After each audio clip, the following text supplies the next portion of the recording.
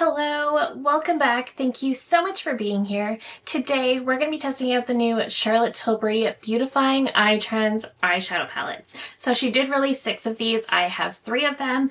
We are going to be testing out all 3 of these today. We'll look at some swatches and I'll actually show you some comparisons toward the end. So let's hop right into it. She did release 6 of these. Like I mentioned, there is Emerald Effect. We have Sensual Sunset, we have Super Neutrals, and the 3 I did not pick up are Digital Lilac, which is a more purpley palette, Pink Love, which is of course pink, and the Denim Dimension palette. Now, I didn't pick up the Denim Dimension palette because I really don't wear blue on my eyes. I really thought about the pink one, and I'm still considering it because I know I wear a lot of pink, but I kind of figured everyone would want to see the green one over the pink one just because we do already have a lot of pink shadows and palettes, especially from Charlotte Tilbury. But I did of course pick up the 2 most neutrals as well because I knew I would get the most use out of these. Now these palettes retail for $60 US or 81 Canadian. These are all made in Italy and have an 18-month shelf life, and they do each come in these little boxes. So the box does have a little window here. They do also have a little bit of a trim to reflect the color of the quad, and of course the name is on the top as well. Now getting into the inner packaging, which is what has caused the most stir. So we do have the gold backing with the shades, and then we actually have just this clear lid. It does have her logo on it. It is just a hard plastic. Now I know this has caused a lot of stir online, especially because this is a Charlotte Tilbury palette. This is the Charlotte Tilbury price point. And to be honest, the packaging does look a little bit drugstore-esque, if you will. But I do just want to offer a little bit of comparisons. So this is the packaging of the new palettes. Previously, we have had her quads, which are also just a hard plastic, but admittedly do look pretty expensive. However, these retail for $55 US, these retail for $60. These have 4 shades, these have 9. And just on swatch so far, because I have swatched all of these, the feeling of these does seem a little bit more special than what's in the quads. I like her quads, and I wish she would release more of them. I miss them, but I don't think the quality of her quads has ever wowed me. Whereas when I was swatching these, I was pretty impressed. I won't know until I put them on the eyes, but on swatch, I was really intrigued by the quality of these. So for size comparison, this is the difference. So the new palettes are not too much bigger than the quads, but of course, in my eyes, still a much better value when you get 4 shades versus 9 for $5 more. And then the last 2 years for holiday, she has released palettes in this type of packaging. This was from 2023. And then for 2024, we had the Love palette. So these are the same size. And I absolutely love the packaging on this one. But for size comparison, this is the difference here. So the new palettes are quite a bit smaller than the Beautyverse palettes. The Beautyverse palettes also advertise 10 grams of product. These new palettes have 9. And these new palettes do also have brand new formulas in here. So in the Beautyverse palettes, we have those Future Mattes. And in the new palette, we don't have any of those Future Mattes. The Future Mattes is really like a creamed powder formula. Think very Natasha Denona-esque. These new palettes do not have that cream to powder formula. They have a matte silk formula, and I can confirm they do feel very silky. Some of the shimmers in these palettes also feel a little bit drier on swatch. I don't think a single shade in these palettes felt dry, even the shimmeriest shades. So we'll get into all those details, but so far those are the comparisons between these and her other palettes. I know we love the packaging on her longer 12 PM palettes. I love those too. Again, I don't know that that formula ever wowed me. It was a good formula, but I don't know that I was ever wowed by it. So the new formulas in these palettes are her Matte Silk, Crystal Pop, Diamond Dimension, Molten Satin, and Crystal Chrome. So they do sound lovely. So let's take a look at the swatches of these palettes, and then we can get into creating some eye looks and then comparisons. So let's start with the Emerald Effect palette. Now these shades don't actually have shade names, but I will go through them and describe the formula. So first we have shade 1 is a Diamond Dimension, 2 is a Matte Silk, 3 is a Molten Satin, 4 is a molten satin, and these molten satin shades are really just standard shimmers, but they are still very reflective and shimmery. 5 is a crystal chrome. 6 is a matte silk. 7 is a crystal pop. 8 is a crystal pop. And 9 is a diamond dimension. So looking at this color story, it does look like a very, very beautiful green color story. I'm very excited to get into it. Now, the Sensual Sunset palette, looking at the swatches, actually had me feeling very, very excited. We have matte silk. 2 is a crystal chrome. 3 is a matte silk. 4 is a matte silk. 5 is a molten satin. 6 is a matte silk. 7 is a diamond dimension. This is one of those very wet feeling shades. 8 is a matte silk.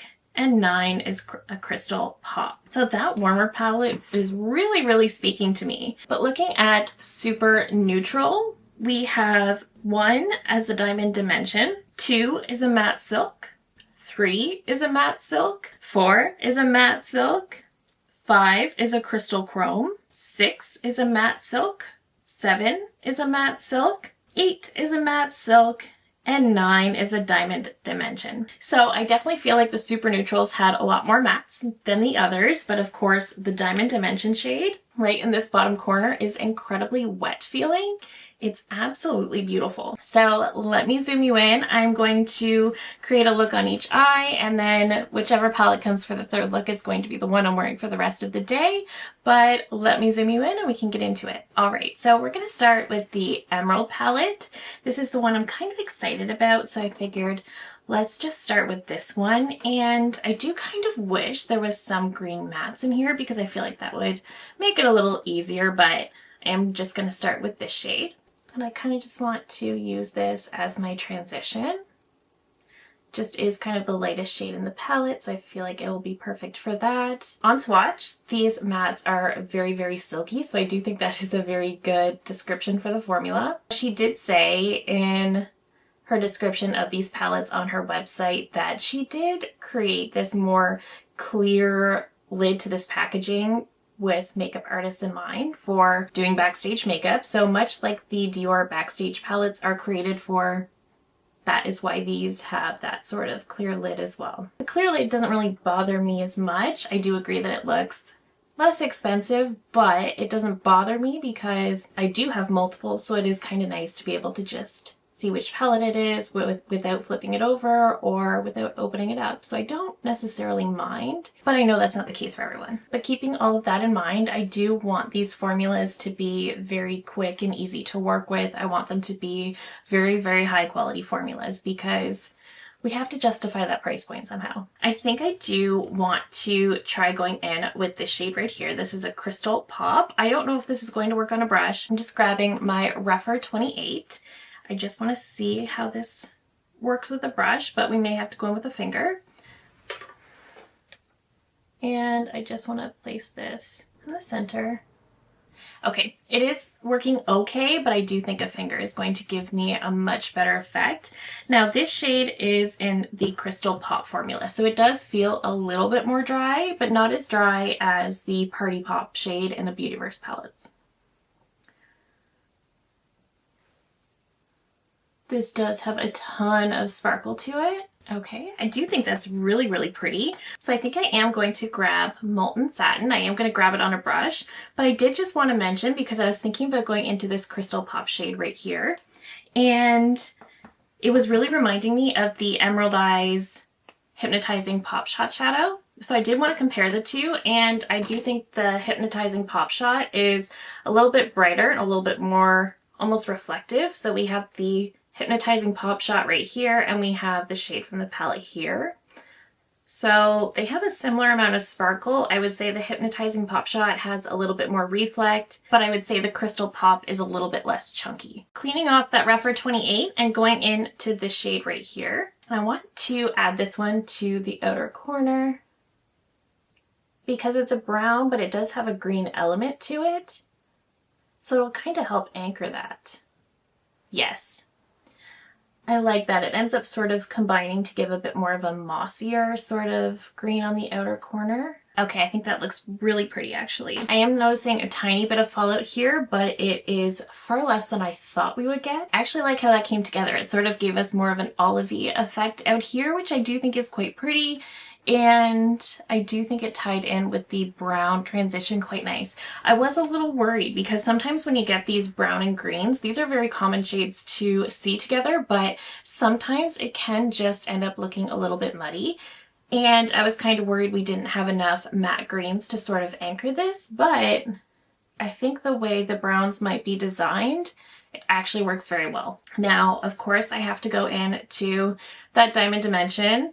This one is absolutely stunning, but I do want to play with this more emerald shade, and I think this one has to be used with a finger. And I want to sort of add this here and just sort of bring it up.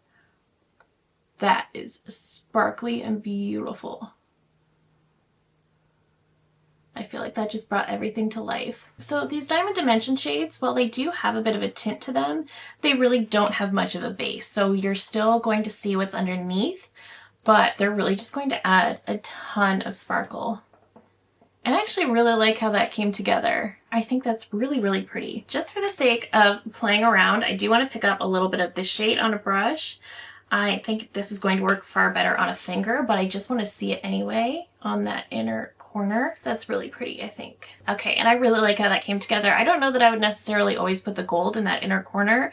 I think most commonly I would probably use that gold right in the center to sort of brighten everything. All right, I was gonna wait until the other eye was done before I did mascara, but I didn't have the patience to. So this is the finished final look with the Emerald palette, and I really, really like how it came together. I'm very pleased at how easily all of the shades sort of flow together. I really liked how quick and easy it was to do. I do think that these shades did a lot of the work for me, which is one of the main things I am always looking for in high-end palettes. So on the other side, we're going to go into the Sensual Sunset palette. I think this is beautiful, and I think because of these warm tones, I think I'm really going to like this with my blue eyes. So I think I'm going to start with this shade here. I was tempted to go into this one, but I think this is going to end up being one of those shades that I use to set my primer, and buffing this one into the crease. So when I do these initial try-ons, especially with multiple palettes, I am trying to use as many shades across the 3 palettes as I can, but I do always upload a lot of shorts trying the palettes and doing different looks than I did in my initial try-ons.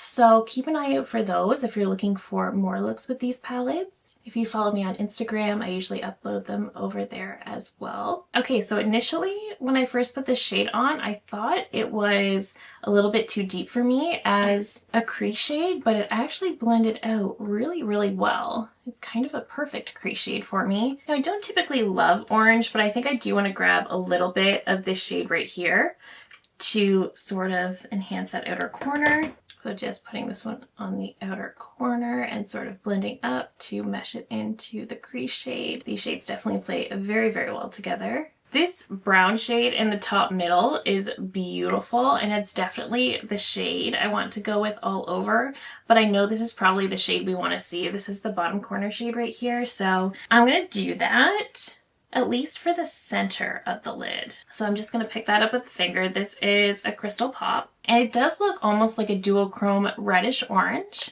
I do find myself wishing that I had a mirror in these palettes, because I definitely would love to just pick up the palette and see what I'm doing instead of reaching for a different mirror. Just something to mention, this shade is super beautiful. It does have a almost sort of reddish pinky pull, and I feel like it doesn't have as much of a base as I thought it did. I'm getting a ton of fallout, like a ton. So just keep that in mind as well. I think this shade is going to be one that you might want to use a glitter glue, or even the Pat McGrath Intensifies. I think that might be ideal, because look at that fallout. Okay, it actually did clean off very, very easily, which is a good thing, but just keep in mind that you're gonna wanna use some sort of glitter glue with that shade. So I think that's beautiful. I do wanna go into the Diamond Dimension. I'm kind of obsessed with these Diamond Dimension shades. I don't use that word lightly, but my mind just keeps going back to it. So I'm gonna put this one toward the inner portion of the lid and sort of bring it up, sort of stamping it in the inner corner as well. just to give a little brightness to that area. And then just grabbing my brush to sort of blend those edges. That inner corner diamond dimension where it sort of mixes and meets with that lid shade actually looks really, really pretty. But because that shade does have more of a pull, if I had gone with this top shade in the middle, it definitely would have enhanced the blue eyes. But because I got tempted to go into that more reddish shade, I do think I want to break this up a little bit more. So I'm going to grab this matte silk right here. And this is my new Sonia G T1 brush. I've been loving this for a liner. This is like the smudger brush of my dreams here. So I'm not doing any sort of intense liner, but I do want to just sort of bring it out just a little bit just to break up that red. And then I would probably bring this down here as well. I don't typically do a lot on the lower lash line, but when you're using a red, I do think that's beneficial. All right, so I do think that sort of pulled everything together a little bit better. And I do think everything looks really, really pretty. I don't know that I'll get as much use out of that sort of shade I used all over the lid, that more reddish toned. I do think this is a beautiful, beautiful duochrome. I just don't love that it does pull a little bit more red, but I still like how it turned out. And I really liked how when it mixed with this shade, it sort of turned into a really interesting color in the middle. And I definitely think my lids look very wet. So let me pop on some mascara. I'll come back, show you the final look, and then we can take these off and get into these super neutrals. All right, so here is the finished look number 2 with mascara. And I definitely like how it looks much more now that I have mascara on. Again, I don't know that that bottom shade is definitely going to be one I wear a ton, but I do think it looks really, really pretty and very sparkly. I do think the shimmers in here are gorgeous. They're so wet looking. They're beautiful. I did get a ton of fallout with that Crystal Pop shade, and I do think that that is something to keep in mind. With the Emerald Pop, I got a little bit of fallout, but not much. With this shade, I got a ton. So just keep that in mind, and I think next time, if I do use this again, I would definitely use my Pat McGrath Intensifies, because that will definitely help me with the fallout. But otherwise, I do think it looks pretty, and I do think it has a really pretty orange to pink to gold kind of shift. I do think that's beautiful, but I do think I like the green side a little bit better. So let me take off the eyeshadow. I'm going to preserve the mascara, but I'll take these 2 looks off and we can get into the super neutrals. All right, so the time has come to get into the super neutrals palette. I think this is going to be my favorite. This is probably the one I'm most likely to reach for regularly. So I think with the last 2 looks, I forgot to mention that I did prep my lids with the Milani eyeshadow primer, and this time I actually did set that with this middle shade right here rather than my regular powder, and that shade is perfect for that. So I'm just going to start with this matte shade up here. These mattes are really beautiful. They're not too powdery. I don't feel like I'm getting a ton of kick up with them, and they are very, very smooth on the lid. And I'm just blending this one up into the crease. This palette is very, very neutral, but it is cool leaning, but it's not cool tone to where it's kind of ashy, which I like. Okay, I can't tell if it's me and maybe I didn't apply my primer very well, but I do feel like this is really, really patchy. Do you see that? It's very, very patchy right around here. I can't tell if that's me though, and maybe I didn't blend my base very well. Let's try it on the other side, see what happens. Okay, I'm noticing a similar thing over on this eye, but I feel like it has to be an issue with the way I set my primer.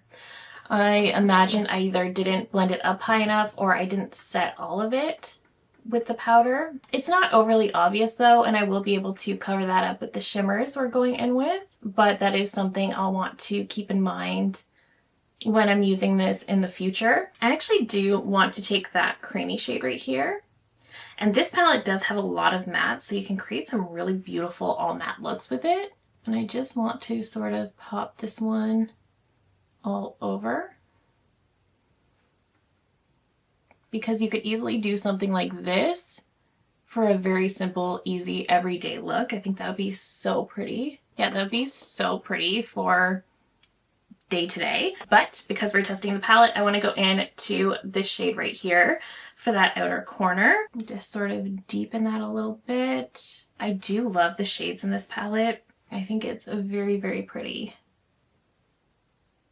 And based on the performance of these palettes so far, I mean, the only one I'm having issues with is this one, but it was just that first shade, and I highly suspect that's because I didn't blend and set my primer the best. I am so tempted to order the pink palette too, because I think it's beautiful. It's probably the one I need the least, but I am really, really liking these so far. I think for all over the lid, I'll go into this middle shade. So this is the Crystal Chrome formula. I'm gonna start putting this one all over the lid like this. Yeah, we're getting a lot of fallout. This is a really beautiful taupe though. Very, very beautiful. All right, so a little smokier with that one, and I definitely got some fallout with that shade as well. So another shade that might be ideal for that more Pat McGrath Intensifies kind of moment. But you absolutely know we're going into this shade. This is one of the Diamond Dimensions. I'm picking that up on a finger for sure. This just looks so beautiful. And I'm starting on the inner corner and just bringing that up. Okay, that is beautiful. All right, that's what my neutral dreams are made of. Just blending that edge a little bit. Okay, I hope this is coming off on camera, but that Diamond Dimension shade is so wet.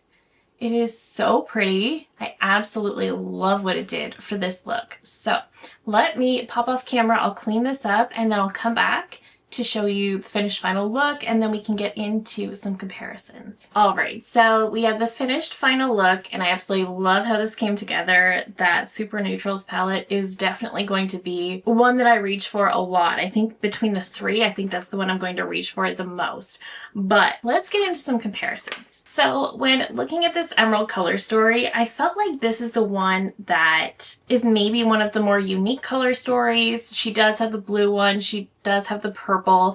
I don't wear a lot of blue, so I knew the blue was going to be kind of a waste for me to purchase. The pink I'm still thinking about, and perhaps even the purple, because these are beautiful. The formulas in here are so good, and when I initially looked at this more emerald palette, I thought I'm very excited to see some more greens from Charlotte Tilbury, but I was also concerned at the lack of matte greens in here. I thought that would really help anchor the palette.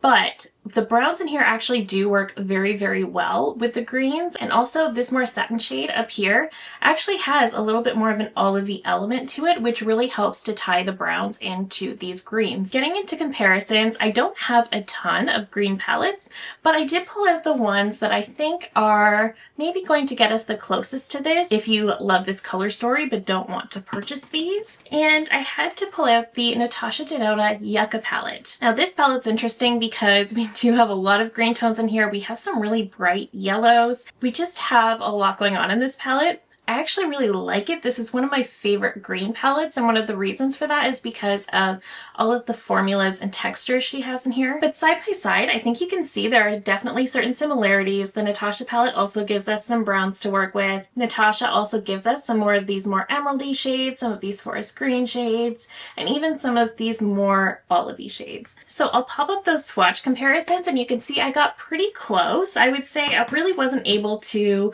find something similar to this one or even that more gold shade, but I actually was able to get some pretty good similarities from the Yucca. So if you have the Yucca, you will definitely be able to recreate a lot of the looks that you can create with this palette. I did also pull out my other favorite green palette, which is the Child from ColourPop. And you can see again some very similar looking shades, definitely some softer greens. We have some browns. We have a pop of kind of mustardy gold in here. I do love that the Child gives us some of these matte greens to work with the green shades, but like I mentioned, she did tie everything together very well with this one. But popping up the swatches, of course, I do feel like the ColourPop shimmers are much more lackluster. I do think the formula of this palette is great, but I do think that the shimmers definitely suffer in comparison to the new Charlotte Tilbury. But if you're tempted by this one, maybe dig this one out and play around. Otherwise, I really don't have anything else that is super similar to this, and I really do love the tones that she played with. And like I said, I can't say enough good things about how she sort of tied the shades together very, very well. And I also love the formulas. I think they took a lot of the work out of blending for me. The look look I created, I used several shades and it was done very, very quickly. So I do really like that. When it comes to the Sensual Sunset palette,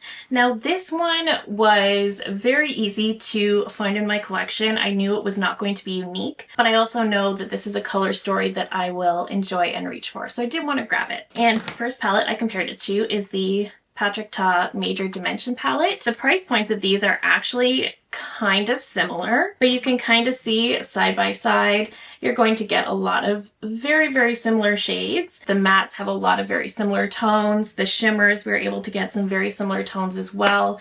The mattes in the Patrick Ta are so incredibly buttery. I love his matte formula. I would say the mattes in the new Charlotte Tilbury, I would say are almost a little bit thinner than the Patrick Ta formula, but I think they blend and build just as beautifully. They're very, very easy to work with.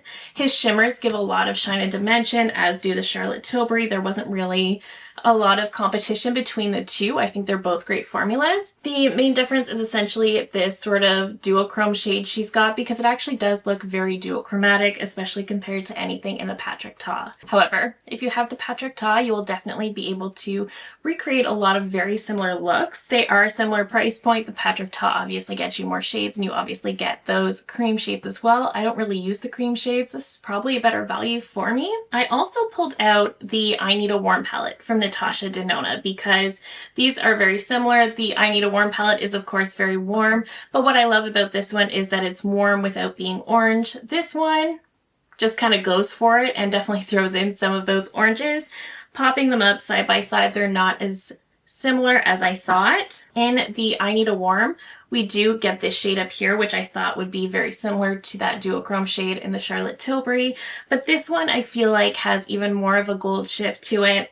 And I feel like it even leans a little bit green in certain lights instead of the more red to gold shift that's in here. So they're not as similar as I thought.